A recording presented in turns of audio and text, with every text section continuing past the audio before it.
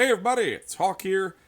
And since I've been out of speed duels for so long, I figured my first deck profile should be something familiar to me, and, well, anybody who used to play way back in the day as a rogue deck. Say hello to Gearfried Knights. Now, I came up with this deck quite a while ago. I mean, it's almost 3 years.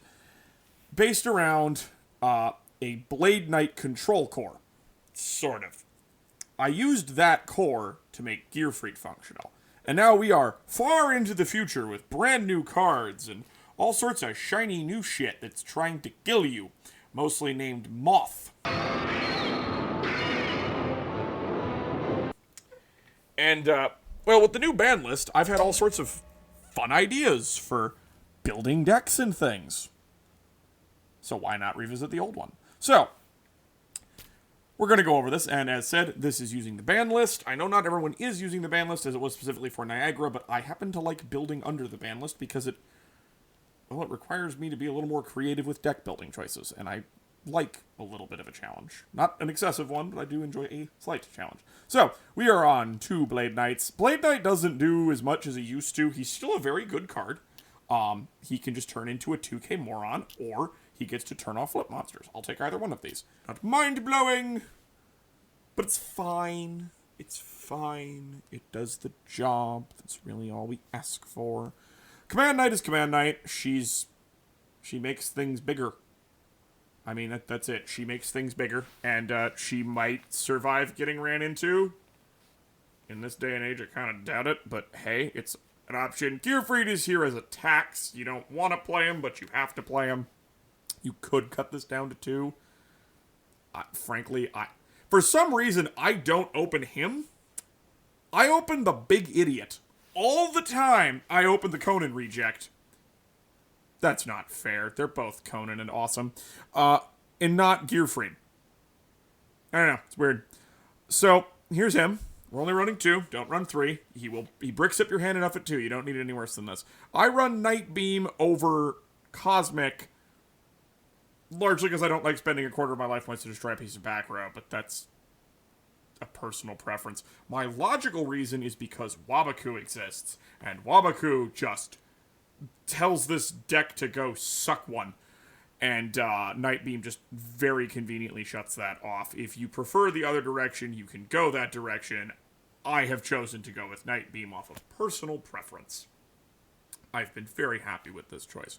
Rhoda, because we're running Warriors, and you're dumb if you're not running this. 3 Release Restraint, because dear God do I want this card in my hand. I'm not happy that I have to run 3 of them, because I've only got 2 Gearfried the Swordmasters, but you do it because you need the stupid thing in that opening hand, or you're dead. This thing is just kind of insane. Seriously? Like, this thing is nuts, okay? So, if you've never looked at Solitary Sword of Poison, which I don't blame you, because frankly, I didn't know this card existed until I was poking around in Equip Spells trying to see what else was new when I was brainstorming this. And I actually wrote it off initially until I, played a couple of games with the old deck and went, wait a minute. I'm dumb. I should put this in. So if you've ever read this card, it says, equip only to a monster you control. If the equipped monster battles an opponent's monster, the equipped monster's original attack and defense is doubled during damage calculation only. If you control a monster other than the equipped monster, send this card to the graveyard. You can only control 1 Solitary Sword of Poison. Okay, so what you wind up with an awful lot in Gearfried is you just don't have anything else. You have Gearfried on board, and that's it. And depending on what you're going up against, you just won the game doing this. Okay? Because, for instance, let's say we're going up against Cyber Angels. So you're going to slap this down on Gearfried, and they're 3,500 Izana, because let's be honest, Izana's almost always 3,500 when it comes down.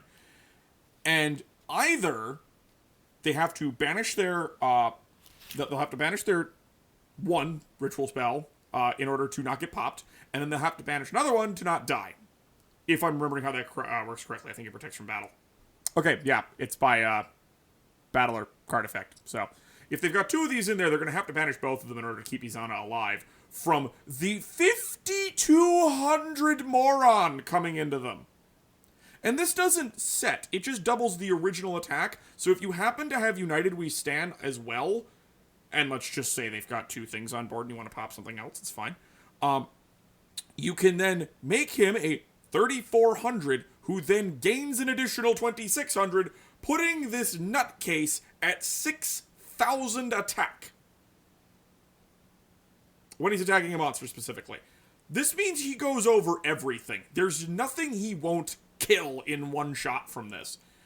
And depending on where your opponent's life points are, you might just straight up kill them. Which is pretty sexy. I'm not gonna lie. This thing's kind of awesome.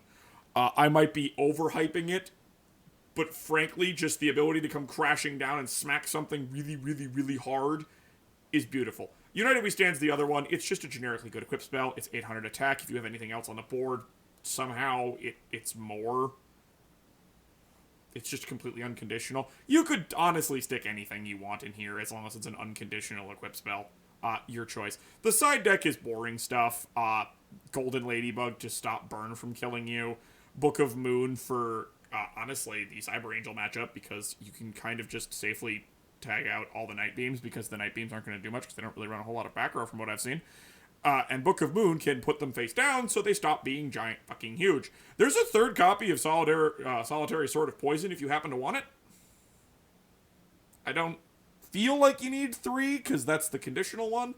I kind of wish we had a equip spell searcher, like Hidden Armory or something, but we don't, so here we sit. Now, the skill, of course, is Switcheroo. We're going to be boring and incredibly basic. And Switcheroo, oh my god, I don't know how to tell you how amazing Switcheroo is in this deck. Oh no, you opened Gearfried the Swordmaster. Excuse me, you go back in the deck. I'll shuffle the deck, I will draw. Oh, thank god, it's one of the missing parts. Let's go. Oh, it's so good. It's so good. So, with that being said, folks, let's go watch a replay. Alright, so, I'm going to put my sunglasses up for this one because there's an awful lot going on here. So, on the Speed Duel League's Discord, I had some people assist me with just some playing around. This is Gats. He's playing a pile of Pegasus-related shenanigans. I don't know what it is. So, we're just going to let this go. And Gats made me go first. And this is... Let's just discuss this for a moment. This is not a great opening hand here.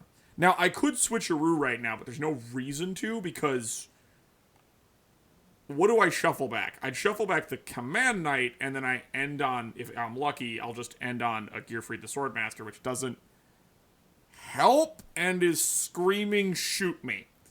So we don't want to do that. So we'll just set, and then we end our turn. And that's what a big problem this deck has. It doesn't do anything going first. Now you can see the Wabaku floating in the back there. That's a problem. Not a huge problem, it's a problem. And then there's the Solitary Sword of Poison.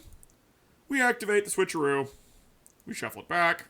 I shuffle it twice because I'm me. We draw, and lo and behold, switcheroo does its job. We summon. We get the okay. We do that. That happens, and that's not good. Now, if I was smart here, I would have chucked United and kept the Night Beam, because there's a Wabaku sitting over here. I don't know that, but there's a Wabaku sitting over here, so I should have chucked that because he doesn't have any monsters and I don't need to pop anything. But I don't know what he's playing, so there's some concern I have. But it doesn't matter, we get Gearfried, and I don't need to, and this is when I finally do the math and realize I don't need to equip anything because I have lethal on board. And so, Wabaku goes off. We sit for a bit, I think. I then pass. And then he scoops, because he's got nothing else. Alright, so most of the games against Gats basically did that, because Gats wasn't trying super hard. It was mostly just for making sure the deck actually functions. But Switcheroo kept coming up consistently, because you would just draw something dumb. You'd draw a second equip spell, a second release restraint. You'd have a Gearfried, a Blade Knight, and a Command Knight in your hand, and then a Night Beam, and you really need to get to anything. So you off goes the Blade Knight, and then you pull into a release restraint. It is hand correction at its best, and it's completely costless. Other than your skill. What other skill are you going to play? No, seriously, like, if you have an idea as to what skill I should play besides Switcheroo, so I'm not such a basic bitch, please tell me, but it works. So, with that being said, am I going to recommend that you go and play this deck at a big speed duels tournament? No. I mean, I enjoy it. It's very fun. This thing can OTK out of frickin' nowhere. I mean, if we can get him just a little more attack, If you can get 2 equip spells in your frickin' hand, like if your opening hand is Gearfried release and then 2 equip spells, you just win.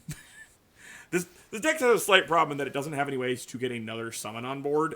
If Marauding Captain existed, there wouldn't be a Blade Knight in this deck anymore. It'd be Marauding Captain, Command Knight, and then Gearfried, and that's all that we would be playing because I want Marauding Captain, Gearfried, Swordmaster. And you just gotta win the game then. So, with that being said, is this deck workable? Definitely. It does one thing. Summons a big muscle-bound nutcase who are going to juice up on equip spells and kill everything. And that's about all it does. It has very little flexibility, but it's fun. And isn't that what counts here? I mean, it does to me. I don't know if it does to anyone else. So if you want to be sweaty, don't play it. And I'm not saying that to be like a jackass. I mean, go. This is a competitive game. Be as sweaty as you feel like it. But if you want to play something that still works, but maybe is the less obnoxious version of Moth, give Gearfried the Swordmaster a shot, alright? So that being said, remember to like, share, subscribe if you enjoyed this. Comment below on what you think of the deck. Probably making fun of me for my terrible ratios and the fact that this is a 22-card deck and a deck that really doesn't want to be 22 cards because we're trying to go for maximum consistency. But hey, life. And peace on out, everybody. See you next time.